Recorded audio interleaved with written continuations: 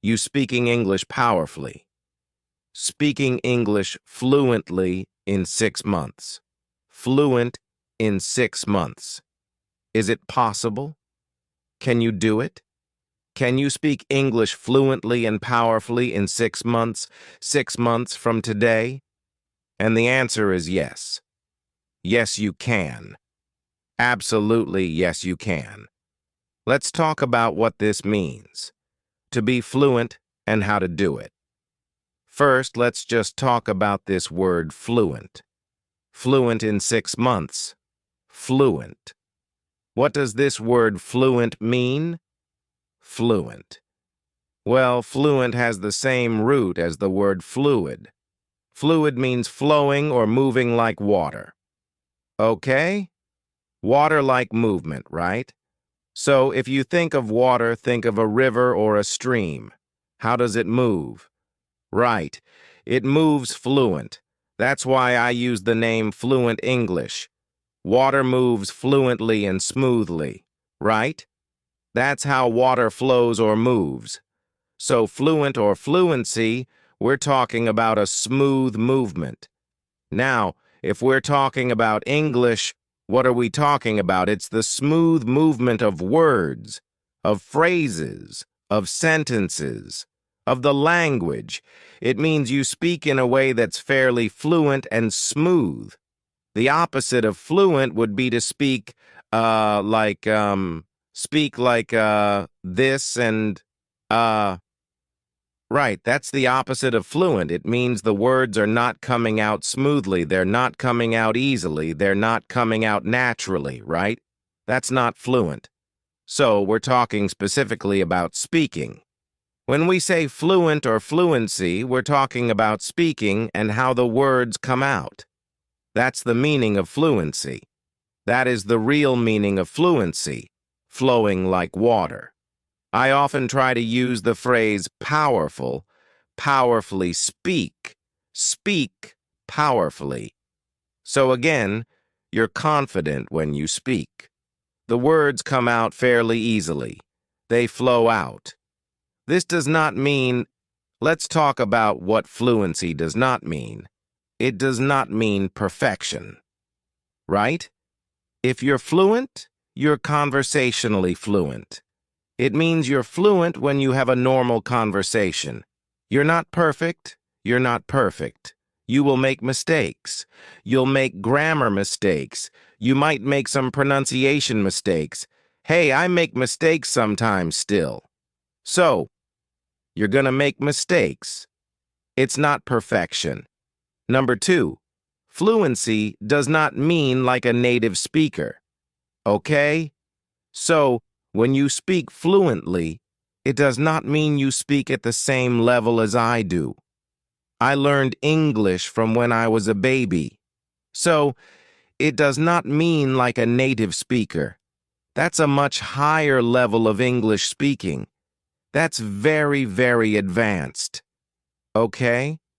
You don't need that advanced level to speak fluently, for your words to come out easily, for you to communicate effectively. Okay? Fluency is sort of the first level of communicating effectively, powerfully. The words come out fairly easily. What else? Do you need a huge amount of vocabulary to speak fluently? No, you don't. Because again, we're talking about conversational fluency. So, when you are fluent and you're conversationally fluent, what does it mean? It means you speak and communicate fairly easily, effectively, powerfully in normal conversations. Normal everyday conversations, normal everyday topics. So, not talking about special topics like economics or business or something from, school. No, every day. Talking about the weather, talking about your feelings, how you feel, talking about what you did today or yesterday or what you're going to do tomorrow. Buying a train ticket, going shopping. Those everyday normal conversations that we have. For that, You only need about 3,000 words of vocabulary. Some people say less, some people say a little more. I'll just give you the average, around 3,000 words. That's not a huge amount. It's not small, it's not tiny, but it's not huge. So, if you can use 3,000 words fairly easily in natural phrases, you're fluent. You're conversationally fluent. Are you finished with English at that point? No, you're not. You still have a long way to go if you want to be like a native speaker or close to a native, but you can certainly be fluent in 6 months. So, what it means is you speak powerfully, naturally, smoothly, fairly smoothly, with mistakes. You will definitely be making mistakes still after 6 months. Don't worry about it.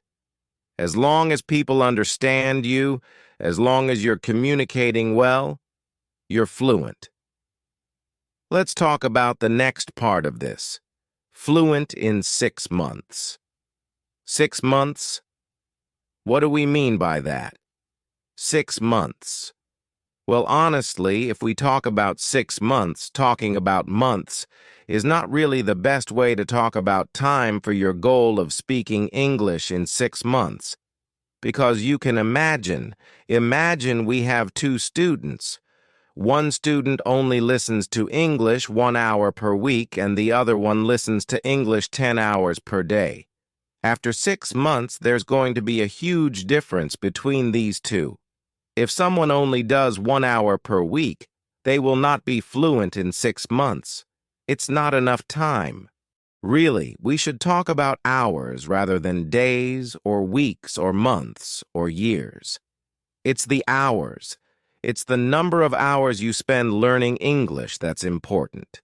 So, when we're talking about getting fluent in 6 months, there are 2 important things. There's quantity, it means the amount of hours especially, and there's quality. Quality, it's how you use those hours every day. Because how you learn is also very, very important. You could spend 5 hours a day learning English, but do it in a way that's not effective, low quality. So, you need both quantity and quality to achieve this goal. Let's first talk about the quantity. How many hours do you need? How many hours do you need to become fluent, conversationally fluent? Well, it's different for every person. I can't give you an exact number. I'll give you a very general number. Let's say about 700 hours. About 700 hours of quality, effective English learning, study, practice, training. About 700 hours. Now, for some people, it will be more, might be 1,000, and for some, it might be less. So we'll just say, as a general average guess, about 700 hours. Now, here's some good news. You already have some hours, right? You probably learned English in school for many years. That was low quality. A lot of those hours were not very good. But still, it's better than nothing. Okay? If you learned English for 5 years in school, you at least learned some vocabulary through memorization. Maybe you can't use it very effectively. Maybe your head is filled with grammar and you're confused. You're not fluent yet, but it's still better than 0. So you still have some hours already. That's good news. That will help you. It means you don't quite need 700 hours. Maybe you only need 500 to get fluency, which is great. Good news for you. The other part of this, that's quantity, that's the amount of hours you need in 6 months. The next part is quality. It's how you do it that is very important. As I said, in school, low, low, low quality. You might learn English in school for 1,000 hours, But the problem is you're memorizing lists of vocabulary that you quickly forget. You're memorizing long lists of grammar that you can't use when you speak. Too complicated. You forget. You're taking tests. You're stressed. You're bored. A lot of time in class, you're not really focused. You're kind of bored. When you're doing your homework, you're bored. You're half asleep. So you might have 1,000 hours in school, but it does not really equal 1,000 quality hours. Maybe it only equals about 100 hours, really, because it's so low quality. So you want to get the highest quality from every minute, from every hour that you learn English. That is what the English Stories book system does. So what do I mean by quality? Number one, power, right? It means it's a powerful way to learn.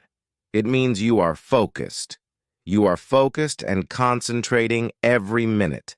So if you're listening to English, but you're kind of falling asleep, you're sitting at your desk, that's low quality.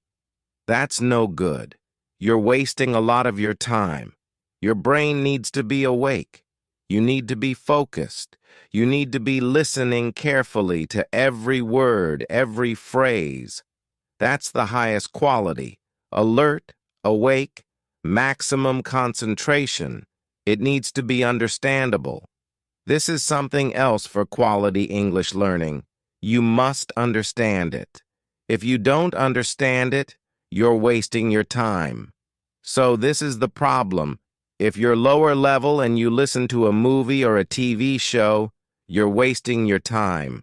It's too advanced. You can't understand anything. So most of your time is completely wasted. You're watching 2 hours or an hour of TV, but really you're getting almost no quality English learning. So you must understand it. It can be a little difficult, but not too difficult. Very, very important. Understandable is super important. That's part of quality. Next, you need to have some emotion, positive, even negative sometimes, but especially strong positive emotions will help you learn much faster. That's also part of quality. It's why I use stories a lot in English Stories book. Just think about it. When you learn something with no emotion, just kind of flat, it's much easier to forget. But if you learn something with excitement or energy or passion, or sometimes even fear or humor, laughter, you are more likely to remember it and to remember it for a long time. So it needs to be emotional and energetic. Emotion and energy go together. So again, a low-energy, low-quality way to study English is to sit at your desk listening or just reading a textbook, right? It's low energy. Your mind starts to go to sleep. You're wasting a lot of your time. But if you're up, if you're moving, if your heart's, beating, you got energy going through your body, you're feeling good, you're smiling, you're awake, your brain wakes up, everything is much more effective. Everything you do, you will remember better. You will learn faster. This is so important. You need the highest quality time to achieve this goal. I'll give you a quick example of this.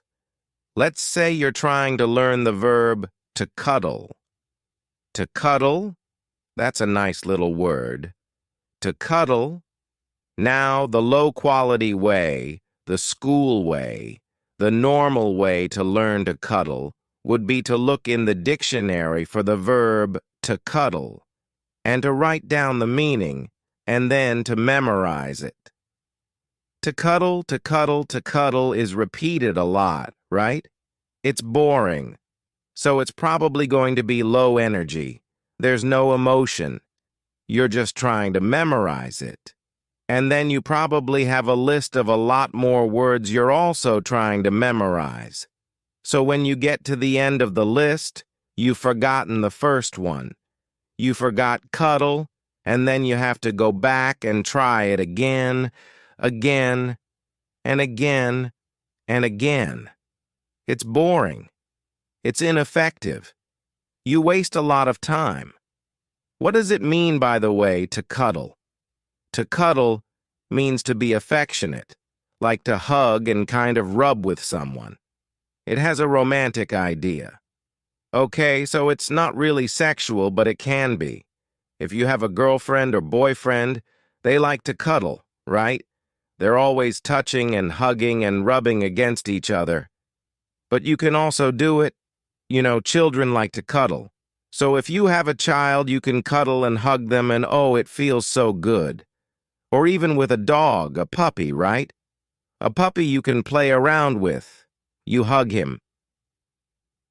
And maybe kiss. Not like super romantic kissing, but, you know, kiss him on the head. And again, it's more of this action of rubbing and holding and hugging. To cuddle. So you've got the one way, the old way to learn it.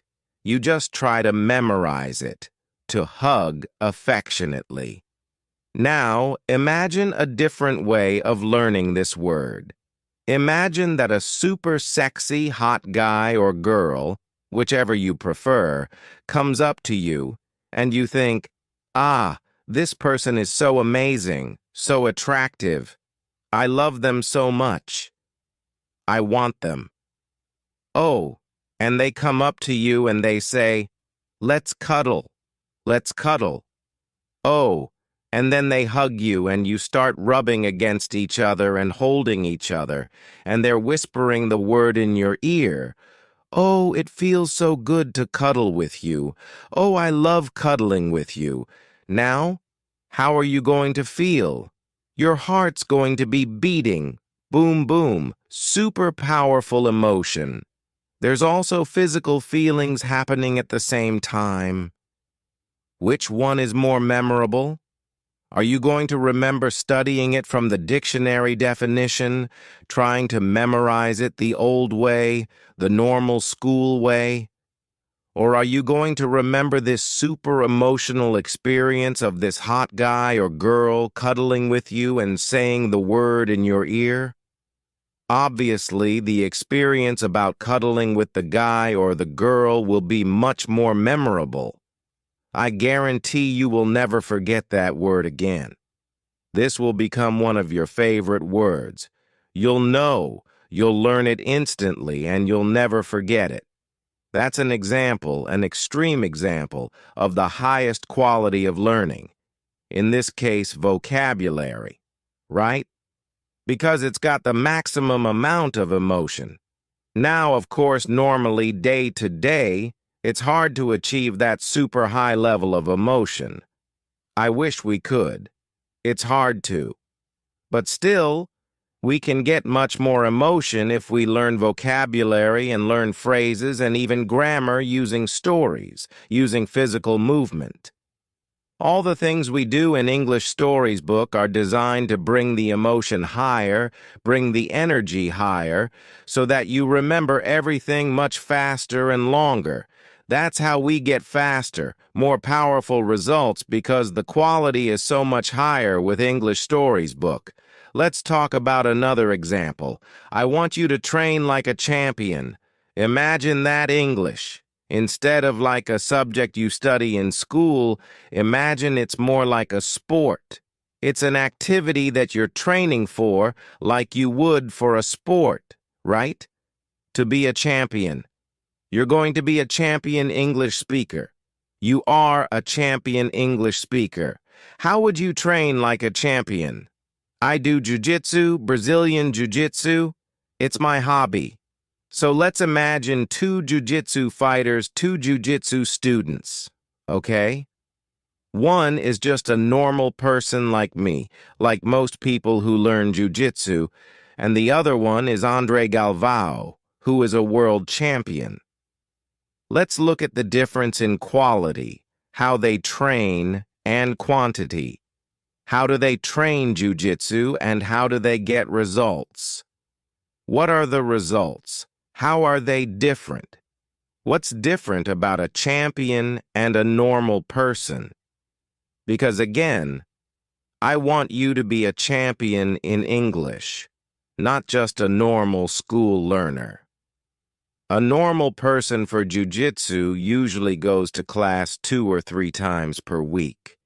2 or 3 times a week is the kind of normal, average jiu-jitsu learner, and that's what I do. Most of the people I know train 2 to 3 times per week. What does Andre Galvao, the world champion, do? He trains twice per day, maybe more. 2 times per day. That's 14 times per week instead of 2 or 3. So his quantity, his amount, is much, much higher. But guess what? It's also much more quality. The other thing, when a normal person learns a new technique in jiu-jitsu, they practice that technique maybe 10 times, maybe 20 times. I'd say, at the most, probably 50 times. How many times does Andre Galvao practice a new technique that he's working on? 1,000 times or more. He practices each new technique 1,000 times or more. The amount of repetition that a champion gets in their practice, in their training, is much, much higher. Again, so much higher quantity, repetitions, it's the amount of time, the number of hours per day, and also the amount of repetition that they get is so much higher for a champion. And then the quality. What about the quality? The amount of focus. So for a normal jiu-jitsu learner, they think of it as kind of a hobby. That's how I think of jiu-jitsu. It's a hobby. So I go and I try to pay attention. I'm focused, of course. I'm awake when I'm there. I'm enjoying myself. But Andre Galvao or another champion is much, much higher than that. They are totally focused, right? They are super high energy. They are serious. They are concentrating every minute. They are learning every minute. They're training. The intensity, the emotion is super high. They're also consistent. Normal people who are learning something like jiu-jitsu or any sport as a hobby, some days you feel good and you try really hard, and some days maybe you're a little tired, a little lazy, you don't try your best, and it's kind of up and down. Day to day, it's different.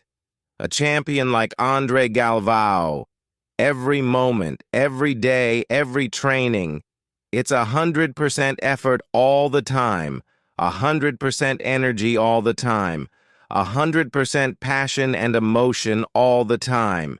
Every minute, every hour, every week, every month of training.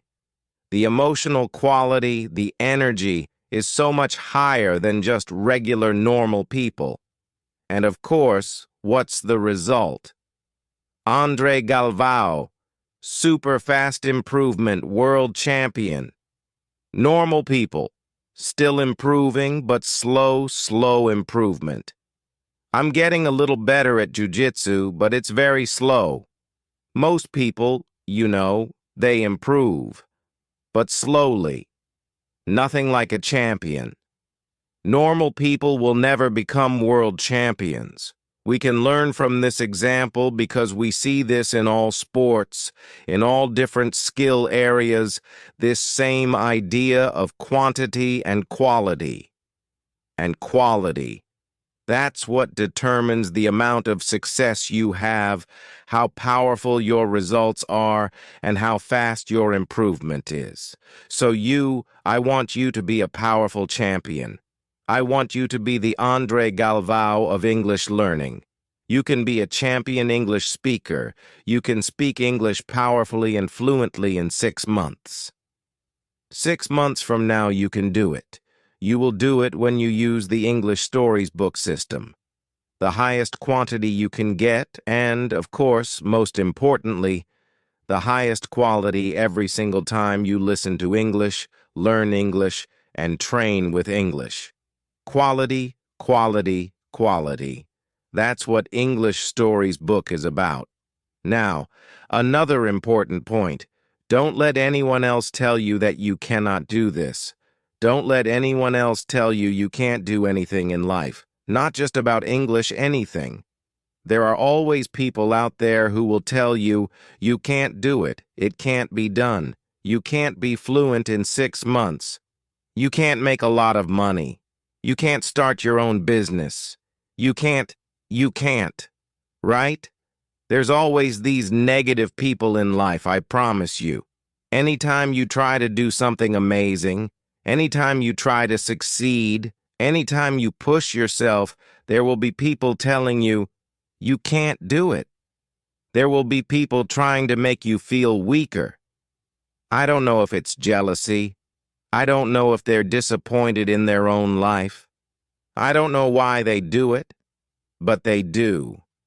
There are just a lot of negative people in the world who will criticize you, who will tell you, you can't do it. You shouldn't do it all the time. Don't listen to these people. Champions do not listen to negative people. Champions just ignore those people. See, my job is the opposite. I always call myself an English coach, not a teacher. I think teachers are too negative. I just don't like the word teacher. Coach, right? A coach. My job is to be your coach. And as your coach, I want to destroy doubt. I want to destroy weakness, okay? I want to build your power. I want to build and increase your confidence. I want you to believe in yourself. I want you to dream bigger. I want you to dream more powerfully. I want you to believe that you can do it, that you will do it, whatever you want in life. Certainly English, but anything else that you want in your life, you can do it. It is possible. You can be powerful in your life. You can speak English powerfully. You can be fluent in 6 months. You can eventually become like a native speaker if that's what you want. You can do it. You do have the power. Trust yourself. Don't listen to all the people who say, no, no, no, you can't, you can't. No, you can, and you will. Will it always be easy? Number. But you're strong. You will find the strength. You will find the power. You can, and you will be a champion. Just believe in yourself. That is my message to you. Think like a champion. Act like a champion. Train like a champion with English, and you will speak English powerfully and fluently in 6 months. Maybe less, maybe more. It's your decision. You can, and you will do it. Be a champion and trust yourself. And go to English Stories book channel and practice